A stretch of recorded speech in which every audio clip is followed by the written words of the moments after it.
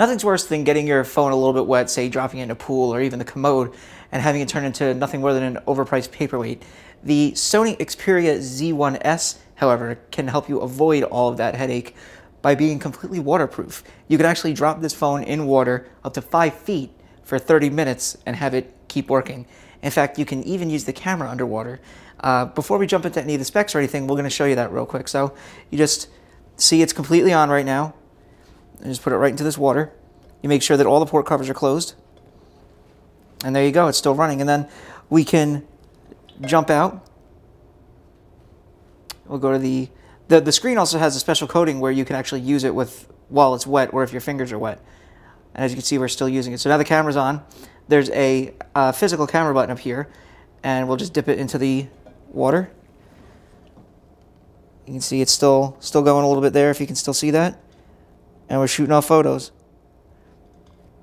Now, obviously, this is meant, for use, in a pool or anywhere else where you might want to take photos underwater, not in a glass cylinder. But it's a really cool feature.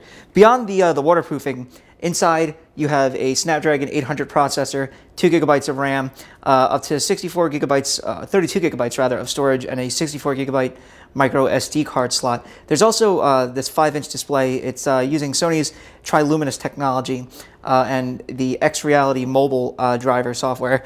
The problem with that is, despite the fact that it looks beautiful head-on, when you turn it to the side, it washes out pretty badly.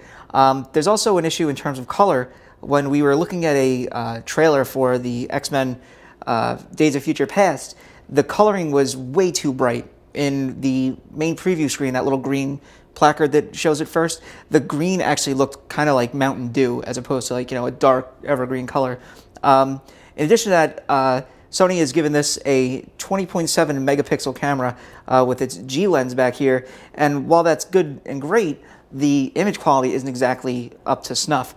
We put this against the Nokia Lumia 1020 with its 40 megapixel camera, and while that'll give you a better or larger image because of the higher megapixel count, the quality shouldn't differ that much, and unfortunately it does. The images looked really washed out.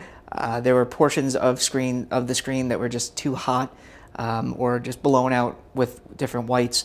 The video, though, looked pretty good, and the front-facing camera was equally good. Performance on this guy, despite the screen and the camera, is, bar none. There's very few smartphones that can top this, especially since it's got the Snapdragon 800 and 2 gigs of RAM. It blew away all the different benchmarks, beat all the category averages. So it's a great phone in terms of performance. It's just the screen and the camera are a bit lacking. Thankfully, the battery life on this is 9 hours and 19 minutes, so that kind of saves it. It's running on T-Mobile's network, so and it's LTE capable. So where that's available, you'll be able to get great speeds. Unfortunately, the T-Mobile's LTE network still isn't very widespread, something, not unlike Verizon's and AT&T's. It's still better than Sprint's, though.